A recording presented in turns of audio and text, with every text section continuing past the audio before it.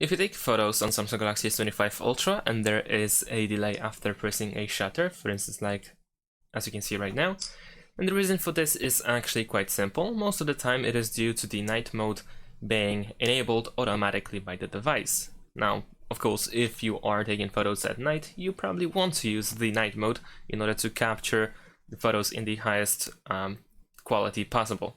So if you want to actually prevent that, and if you want to take a photo as quickly as possible, then you want to tap on this moon icon over here. This is how we can know if the night shot or night mode is enabled. Besides that, you might have the shutter delay manually enabled. So you can tap on these 4 dots and you have this pointer here, this icon, and this is the shutter delay, so you want to make sure that it is actually disabled. Besides that, you can also go to camera settings, so tap on this gear icon, go to intelligent optimization, and here you want to set it to minimum if you want to minimize the delay. And that is pretty much it. Thanks for watching, leave a like and subscribe to my channel, and see you in my next videos. Bye!